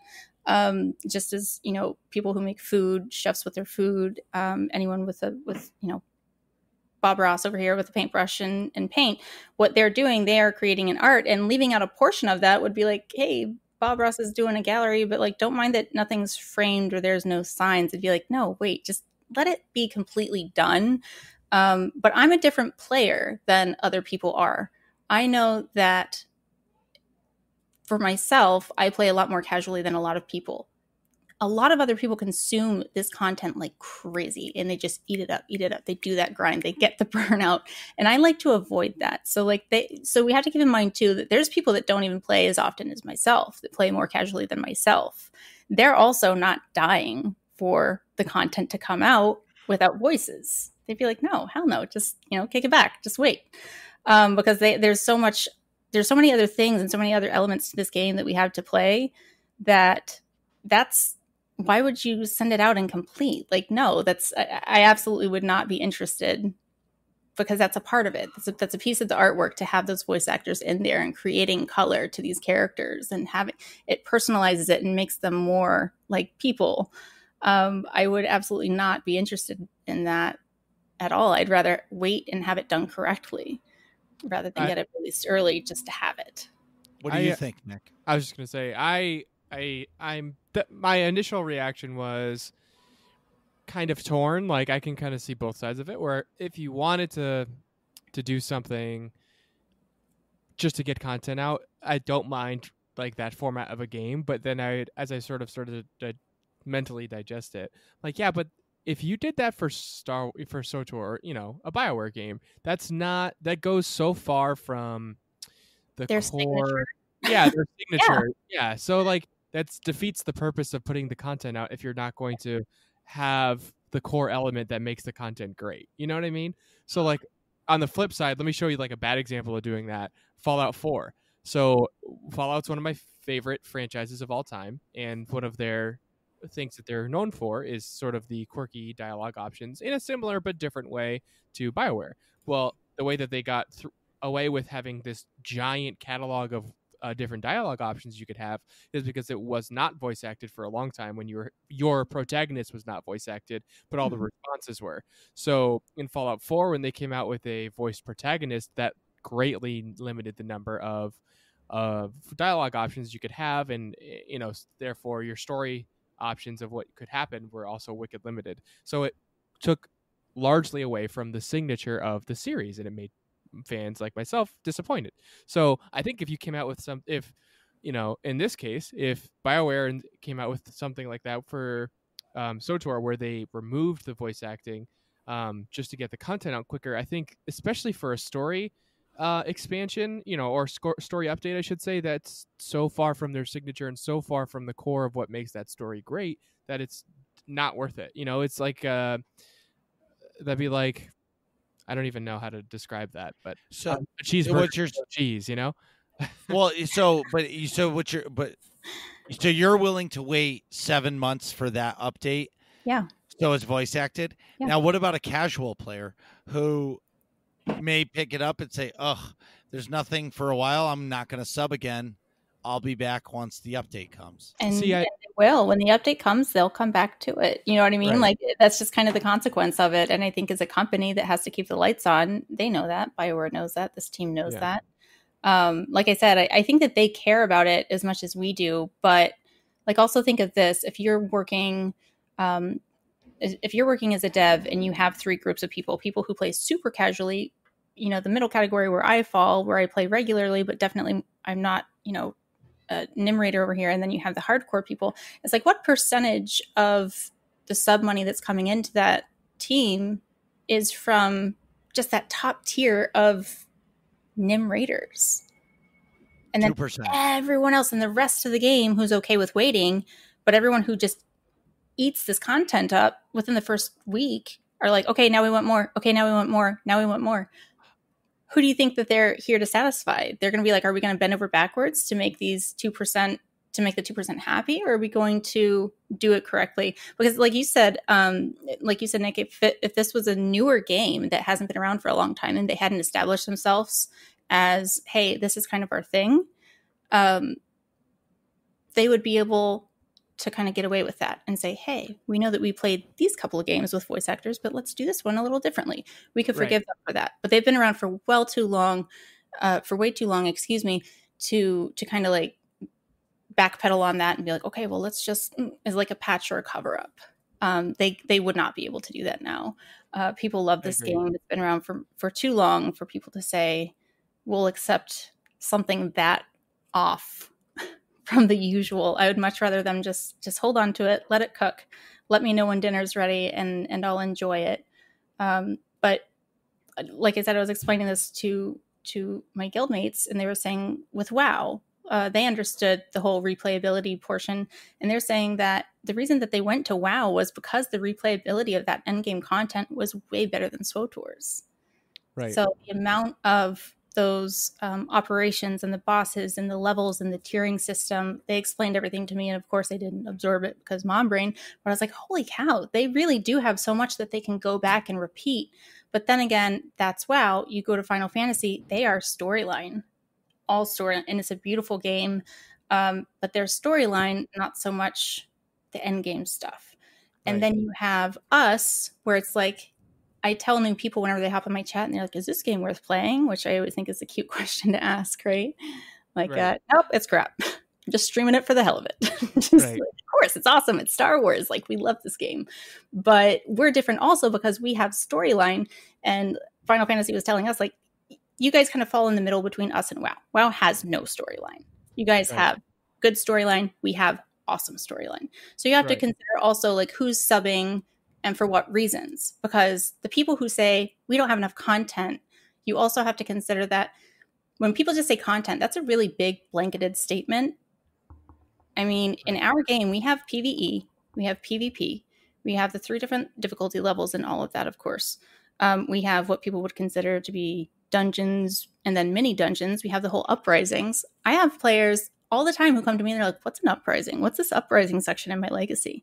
They have no idea that uprisings are even there. We have the uprisings and then the new quest that they just added. Excuse me, forgive me, I can't even remember what they're called now, but if you go under Codex, like every planet has this like bonus quest mission portion. We have Galactic Starfighter that like most people have not even touched, much less gotten competitive in it. And again, people will be like, I'm just subbing for the PvE. I'm just here for the PvP. So when a PvPer comes in and says, I'm not getting enough content, might they be saying, if they're more specific, I haven't gotten a new map recently, or I'm mad that you've delayed the next season, or I don't like the rewards. So this whole season to me is just garbage. They throw it out in their mind and they're like, I need more content. And they use that word content, but it's like, be a little bit more specific, because not every single person plays every single element of this game, which is cool, because you don't have to play anything that doesn't make you happy. If you don't like GSF, don't play it. If you don't like PvP, just give it a shot. You don't like it? All right, don't play it. But I think that, in my opinion, after talking with other people, other MMO gamers about the different kinds of content, it's like, yes, WoW, 14, and us, we are all MMOs, but we're all like differently balanced MMOs between the kinds of content that we have. So when they say content releases, it might not be the content that they wanted. For instance, one of my friends who's a PvPer, I shall not name, was like, I am so incredibly angry. I've been asking for A, B, and C, and then they made all these changes in PvP, but to this area. And I was like, oof. Like you're literally saying, like, I know that they were doing a whole lot of work behind the scenes and creating stuff and building stuff and shooting stuff and going back and fixing bugs. And Chris even said, like, along the way, we know that a lot of the beginning content doesn't look the same as the newer stuff. And along the way, it's not going to be one big part of the next release, but they are going to be cleaning up and sharpening up the look of a whole lot of the older content to look more like the newer content, which is awesome. So they're actively doing all of that as well. Mind you, again, a small team in comparison to the other MMO teams and what those other companies have. So I'm playing devil's advocate with this. I know that it's like I think when people complain about not enough content, I think that, and this is just my opinion, it might be crap. You might just throw it out the window. It might be garbage. But I really do think, after spending enough time talking to a lot of different people in my channel, in my guild, random people on Twitch, that when people say not enough content, I think it's specific to their area of desired content within the game. So I do agree. I basically consider the word content by story, because for me, if they do an operation, that's not for everybody. That's for the PvE players. If they do a PvP map, that's just for PvPers. Where when they do story, that's for everybody. Right. That's for your casuals. That's your free to plays. That's your PvEers. That's your PvPers. That's your. I'll say PvPers complain about having to do the storyline to be geared for PvP because they're not interested in the storyline. They just want to PvP. But they still do it. You're right. But they still do it. Whether they spacebar through all of the cutscenes is up to them. But what I'm saying to you is also that it's. Go ahead, Nick. I was going to say, also don't forget about the story. Without the story, none of the other elements of the game would exist. Like that's correct. The story is the backbone of all the lore for all of the PvP and all the PvE, for everything, for all the operations, for everything. So like that is the core mechanic of the game, and if people don't particularly like that, that's their prerogative to not like it. But that is definitely the content that is for everybody. Like that's what holds the game together. That's the reason everyone sort of started this in the first place. You know what I'm saying? Right. You can't have any of the rest of it without the story. Yeah. So, but can I just quickly revisit your original question about the 7-month wait? Well, I was going back to that for you. I just wanted to say, so I think you had asked something to the effect of, okay, clearly Britt and I think that you need to have the voice acting, in order to release the story content. That's super important, right?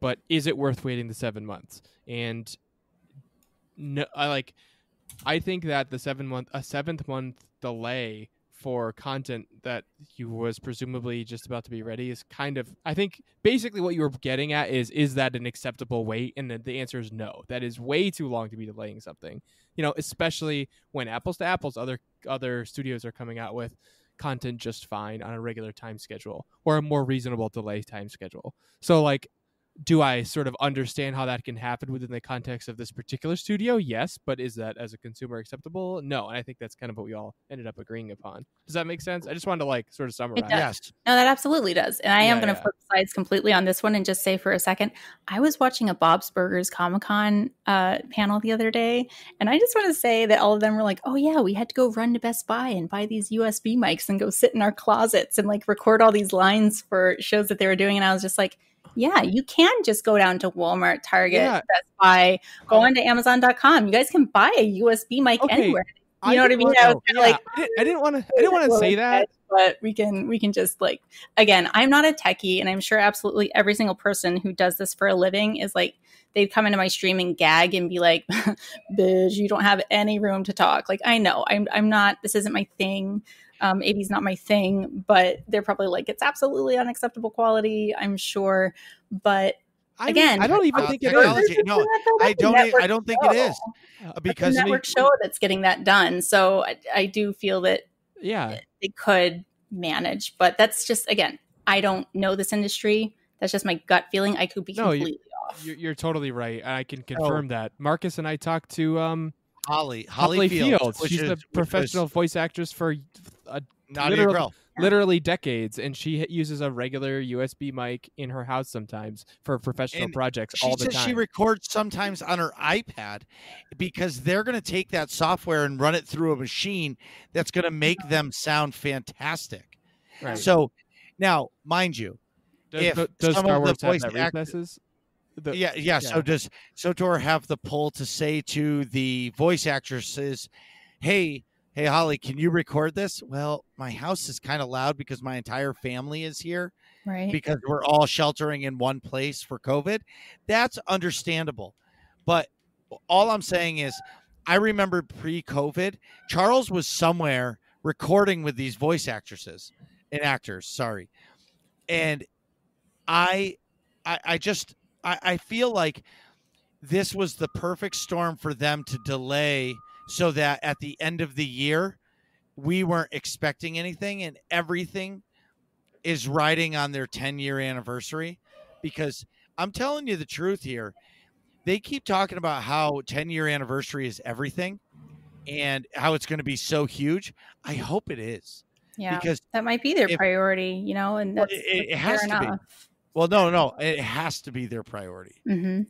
I can't foresee it not, because every time they speak, everything says, oh, can't wait for 10-year anniversary, 10-year anniversary. So in my mind, something big is coming for 10-year, but they have to produce something in a timely manner, and they don't. And it's always been like that with BioWare, and that's okay. They could be more accountable with the whole scheduling thing. Again, like this is all unknown. Everything that we're speculating is like, that's just what we're considering in our minds off of what we know. I'm sure there's even more behind the scenes shit that we have no idea about or couldn't even comprehend, that they're dealing with, that they're like, yeah, you guys got, you guys skimmed the surface of that, but not quite. But just lost my train of thought. Sorry. Toddlers. No, it's fine. All these other factors that we haven't considered, but also, again, like, I bet they are freaking excited for their 10-year anniversary. I would be. Mm-hmm. Right. Again, I think from what I know of this team, I know that they give a crap. I know that they really care, and I know that they're fans as well. So again, that's kind of what has me leaning on the hope that nothing was facetious of, oh, hey, let's just take this as a little break. Maybe they fucking did, and they're just humans, and they're like, yeah, we needed a fucking break, and that was really, oh shoot, can I say that here? Yep. Oh, I'm so sorry. Nick, I'm so sorry. Yeah, it does not matter. Oh my god, okay. Maybe we needed a freaking break, and sorry, the New Yorker in me gets a little excited, and they gave themselves a little break. Again, they might have behind the scenes stuff that we'll never know about. We could never know about. It's well protected, and maybe they did. But I think that a good place to move forward would be to say, hey, to give you guys more regularity, so that you can know if you want to continue to sub or not. If that's quote unquote worth it, would be to give us a schedule. To something that we could hold your feet to the fire if you don't meet those expectations for us. For sure. Again, they don't, which apparently is something that a lot of other games do when releasing content. So that would be a nice change to see.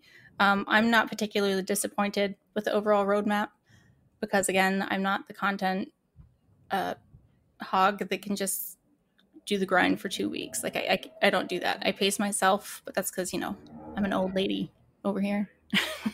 I'm an old lady over here raising kids. Just talking about how I feel old all the time. So I pace myself, but I respect that there are other players out there who are younger than myself, who have more energy than myself, who do go through that content, and that is what makes them happy. And they are a part of the community as well. So I have to respect the fact that they're a part of this too, and they deserve to be happy as well. Not Boom. just like, well, everyone needs to be like me and just go at my pace. Like, no, I know I don't talk like that, but not everyone plays like me and not everyone plays like them, but meet us somewhere in the middle, and maybe it's not going to be WoW or 14's set schedule. Maybe you guys are going to be like, yeah, sure, we'll definitely promise you every 2 to 3 months, but at least promise us like every 6 months, every 5 months. Make something. But if you put something tangible there that we can hold on to, I think it makes that picture clearer for everyone else, how long they want to hold on to their sub for. And I think that that's fair. Okay. Final question for the both of you, and I will answer it last. Okay. Simple yes or no answer. Okay.